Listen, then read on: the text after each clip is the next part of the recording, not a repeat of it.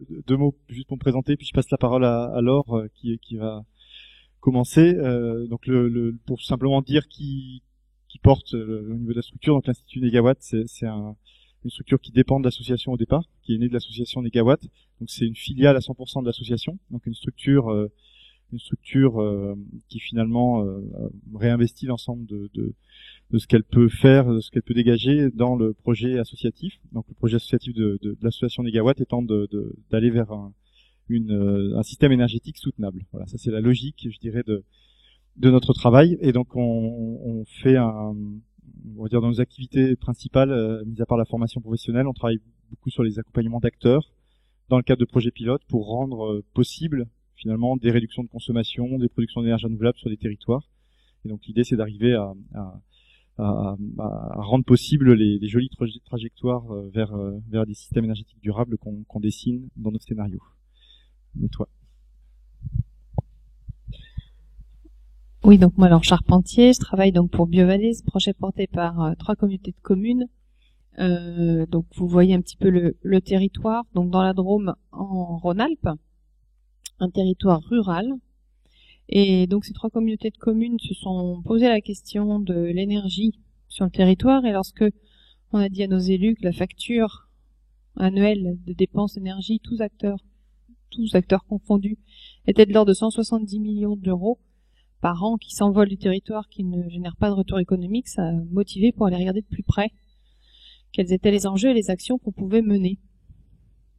Sur la question du logement, c'était assez vite posé, du coup, la problématique, puisque partant d'une ambition territoire à énergie positive d'ici 2040, doublée d'un parc de logement très typé maison individuelle, puisque c'est 80% de notre forme de logement, des nombres de logements, un niveau de revenu faible, mais une force vive de 500 artisans sur le territoire. La question était comment rénover en basse énergie, en basse consommation, 600 maisons par an entre 2020 et 2040. C'est le rythme auquel on doit être si on veut atteindre nos objectifs et endiguer durablement la question de la précarisation énergétique de nos ménages. Donc c'est un beau défi, et le pari qu'on fait et ce sur quoi on travaille avec l'Institut Négawatt, c'est donc cette solution DOREMI, dispositif opérationnel de rénovation énergétique de la maison individuelle. Donc on le dit une fois, après on dit DOREMI. Et donc ça part d'une analyse et d'un pari commun avec l'Institut Négawatt et le bureau d'études Enertech, autour duquel sont catalysés les acteurs dont vous voyez les logos ici, notamment les partenaires organisations professionnelles des centres de formation. Alors autour de quoi on était d'accord pour partir ensemble sur ce pari un peu fou de relever le défi de la rénovation performante et en vue d'une massification. Je vais les passer un petit peu en revue, ces éléments-là. D'abord, on vient de le dire, des objectifs quantitatifs en phase avec le facteur 4, 600 maisons par an à partir de 2020. On cible la maison individuelle, c'est une problématique spécifique, et c'est le problème vraiment du territoire avec 80% de la population qui est dans ces maisons individuelles. Une rénovation ambitieuse, la rénovation à 50 kWh par mètre carré par an pour le chauffage, et rien d'autre. Pas de demi-rénovation. C'est poser la question de savoir s'il valait mieux y aller par étapes ou y aller en un seul coup. DOREMI, c'est bien le travail autour de comment faire pour que la rénovation performante se fasse en une seule fois, parce que si on envisage une rénovation par étapes, on se retrouve avec une rénovation au final plus coûteuse, en euros pour le propriétaire, plus coûteuse en temps pour les artisans, je suis même pas sûr qu'on ait la main d'œuvre pour tout faire, et puis très probablement le fait qu'on s'arrête en route, donc on n'aille jamais jusqu'au bout des derniers travaux à faire pour arriver à la performance. Je vous passe les risques de pathologie. On continue sur les éléments de la partition autour duquel le projet DOREMI s'est élaboré. C'est que pour faire tout ça, le parti pris de base, c'est de s'appuyer sur les artisans. C'est bien eux qui sont en relation avec le propriétaire, c'est eux qui sont appelés en premier par les propriétaires lorsqu'ils pensent travaux et énergie. Et ça part aussi d'un constat qui est sur le marché actuellement de la rénovation. La part maîtrise d'œuvre versus la part artisan, c'est bien le marché des artisans, ces questions de rénovation des maisons individuelles. Plus le fait que, effectivement, la maîtrise d'œuvre, si elle devait venir sur ces questions ces projets de maisons individuelles, il y aurait peut-être quelques problèmes de marché et de capacité à faire les quantités. Donc les artisans sont incités à se regrouper, on y reviendra peut-être tout à l'heure, mais c'est bien l'idée de constituer des groupements pérennes dans le temps. Donc ils vont développer une compétence, c'est pas un groupement juste pour une maison, puis après un autre groupement juste pour une maison. C'est bien qu'il y ait des groupements qui se constituent et qui développent dans le temps une offre globale portée par le groupement. L'idée aussi, c'est qu'ils ne fassent pas d'études thermiques. Il n'y a pas dans les projets d'Oremi des études thermiques projet par projet. Ils utilisent des solutions techniques de référence, donc les bouquets de travaux, qui eux-mêmes sont le résultat de 4400 simulations thermiques dynamiques, mais ça a été fait une seule fois. Et maintenant, cette grille-là, on va pas rentrer dans le détail, mais c'est pour vous montrer un peu la nature de ce dont on parle lorsqu'on parle de solutions techniques de référence. Il s'agit pour les artisans qui ont été formés à ça, de savoir comment, par rapport à une maison, et chaque maison est particulière, définir le meilleur bouquet de travaux à mettre en œuvre pour atteindre la performance. L'un ou l'autre de ces 10 bouquets de travaux ont été calculés pour atteindre les 50 kWh par mètre carré par an de chauffage sur un parc moyen. Donc tout l'enjeu, c'est la qualité de la mise en œuvre, c'est la maîtrise des coûts, on y reviendra après. Et pour ça, pas besoin de faire d'études thermiques projet par projet, c'est le parti pris de Doremi. Donc voilà, il y a 4 bouquets en isolation intérieure, 6 bouquets de travaux en isolation par extérieur. Il y a le paramètre de l'étanchéité à l'air qu'on pense pouvoir atteindre dans ce projet-là, parce que ça va être facile, moins facile. La ventilation double flux, on vient d'en parler tout à l'heure, mais vous voyez que sur 8 bouquets sur 10, il y a une ventilation double flux, ça devient absolument indispensable, non seulement en question sanitaire, mais de toute façon pour atteindre la performance. Et après, c'est des histoires de résistance thermique et de performance des vitrages qui font les différentes combinaisons possibles. Donc les artisans, les groupements, sont formés à la mise en œuvre performante des STR, donc à des méthodologies quand on en discutera un petit peu après peut-être. Là, c'est une photo de test d'étanchéité à l'air. Donc ça, c'est un moment clé de la formation et de tout projet d'Oremi, c'est-à-dire c'est un moment où on mesure les déperditions par les fuites d'air du bâtiment une fois quasi rénové, c'est-à-dire un moment où on peut encore corriger des choses. Là, c'est un test intermédiaire, mais où on regarde la qualité de la mise en œuvre de l'étanchéité à l'air, qui est vraiment un sujet de coordination entre les différents artisans. Et là-dessus, ce jour-là, tout le monde est dans ses petits souliers. Pour le premier test d'étanchéité à l'air que peuvent vivre les artisans, c'est un moment un petit peu intense. Et c'est une grande satisfaction lorsque les résultats, en l'occurrence, sont tombés. Ils sont extrêmement fiers. Un paramètre très très important pour Doremi, c'est le parti pris du travail sur les coûts de rénovation, les coûts de travaux au mètre carré. Olivier Sidler, qui est l'expert thermicien, qui a largement aussi impulsé la démarche, effectivement, prend un seuil de déclenchement d'un marché de masse sur un objectif de coût de travaux au mètre carré.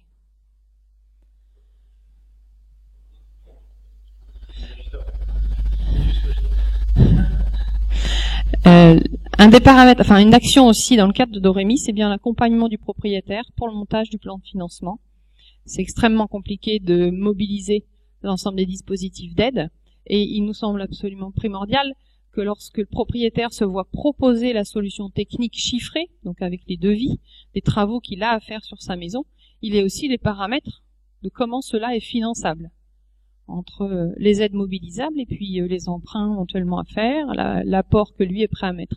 Ça fait partie des paramètres qu'il faut avoir sous les yeux pour pouvoir décider sereinement.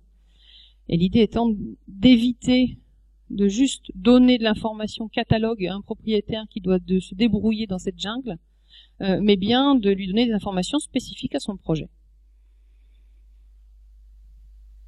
Et puis d'accompagner ces projets dans la durée pour atteindre les objectifs. Donc pour répondre à la question des coûts, pour l'instant, voici les premiers résultats. On est en phase d'expérimentation. Donc ça a commencé en 2012.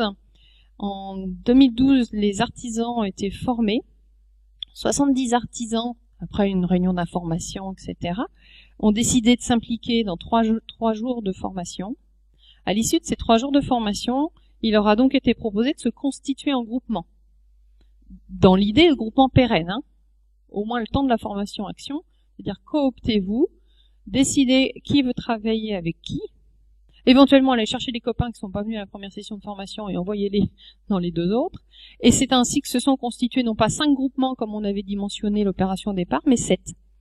7 groupements qui couvrent l'ensemble des corps de métier nécessaires à une rénovation globale se sont constitués, avec un nombre d'entreprises variable selon les champs de compétences des entreprises, donc entre 3 et 6 ou 7 entreprises par groupement. Il y a un peu plus qu'une douzaine de projets analysés, en tout cas 6 chantiers terminés, 6 en phase de vie, encore des contacts, et un travail sur les coûts qui a permis une diminution substantielle des coûts, alors que nous on raisonne en coûts de TTC, puisque c'est le budget du propriétaire qui nous intéresse. Donc de 500, 600, 700 euros TTC au mètre carré avant le travail d'optimisation, à aujourd'hui des projets qui sortent entre 380 et 480.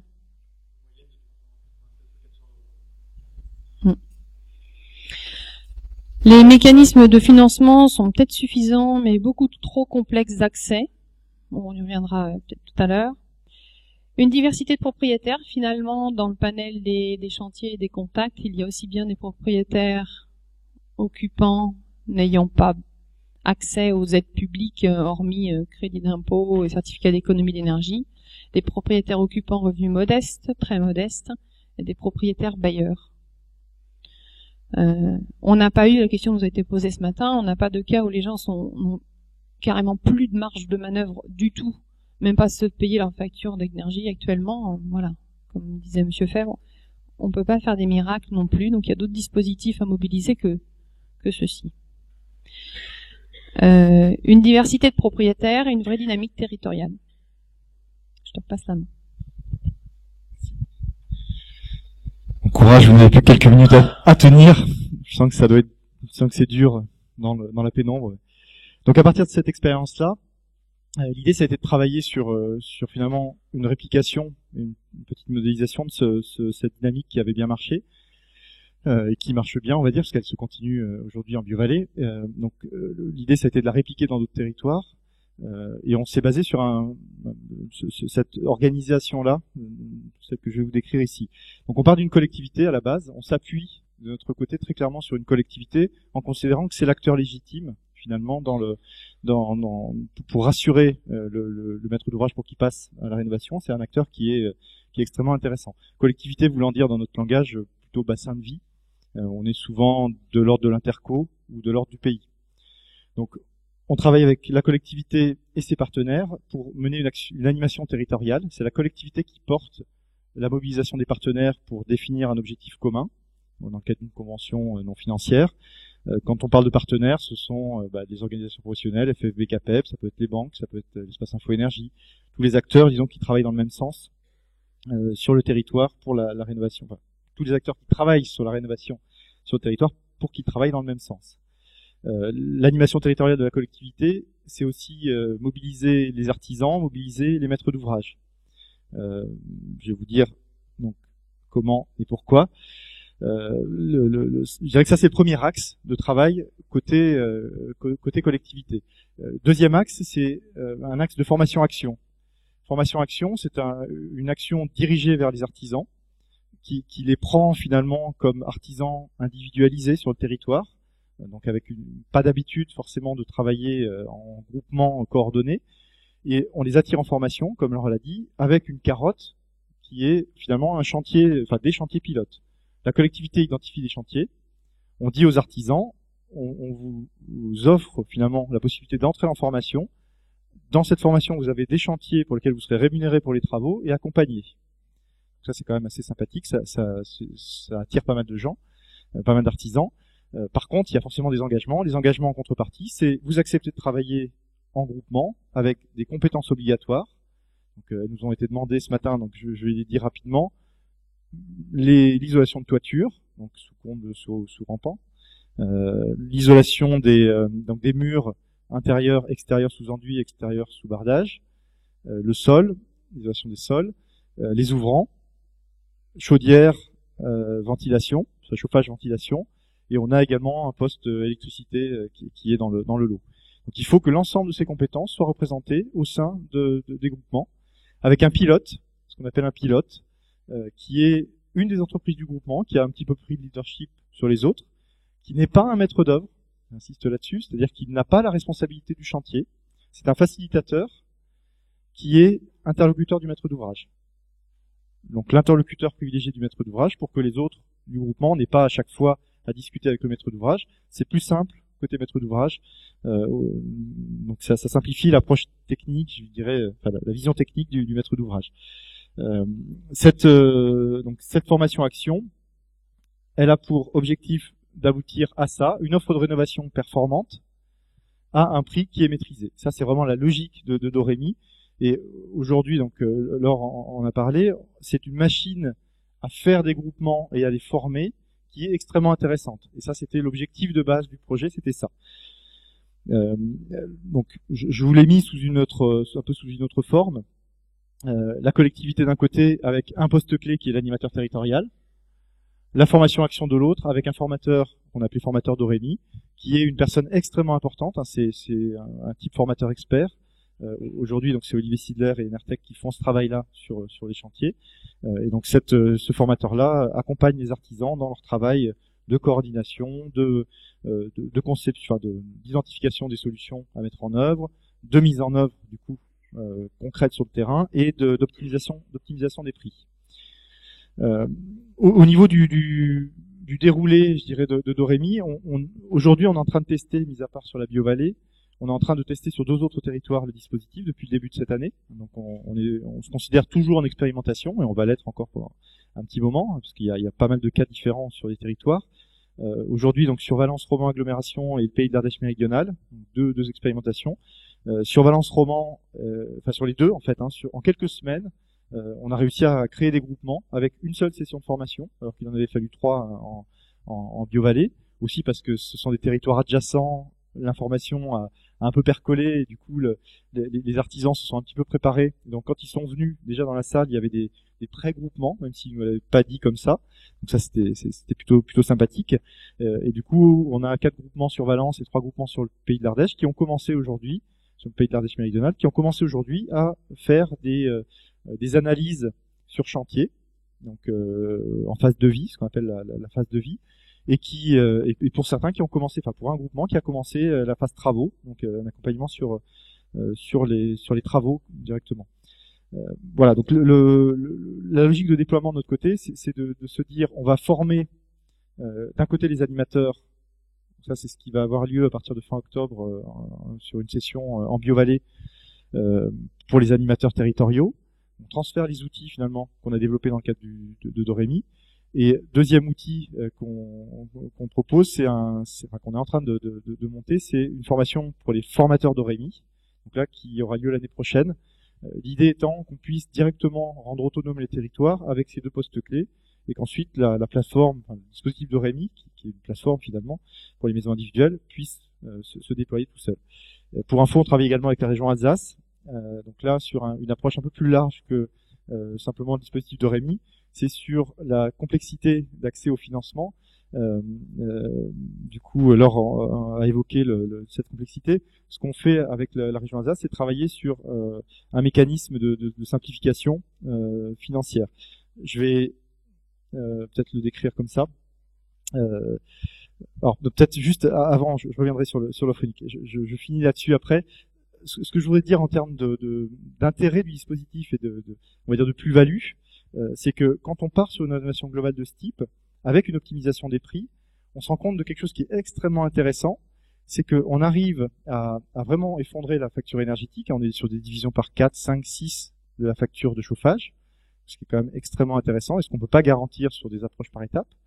Et l'intérêt de cette réduction, c'est que on arrive, quand on est sur 400 € du mètre carré, en rénovation thermique performante, on arrive finalement sur des montages financiers avec les volumes financiers actuels, éco-prêt à taux zéro, 30 000 €, mécanisme d'aide lié au certificat d'économie d'énergie, lié au crédit d'impôt parfois, etc. On arrive finalement en cumulant ces différents soutiens à avoir des remboursements de prêts après travaux qui sont du même ordre, on va dire, que la facture énergétique, la facture de chauffage avant travaux. À partir du moment où vous êtes là, vous avez un effet de levier extrêmement puissant pour massifier la rénovation. Alors, si vous payez à peu près la même chose après travaux en remboursement de prêts et en résidu de facture de chauffage qu'avant travaux en chauffage, qu'est-ce qui vous empêche de faire les travaux? Donc un des gros enjeux aujourd'hui, c'est de définir des mécanismes financiers qui permettent d'atteindre systématiquement cette approche. Ça, c'est un vrai enjeu, alors qui malheureusement n'est pas, qui ne peut pas être porté à l'échelle locale parce que c'est trop compliqué.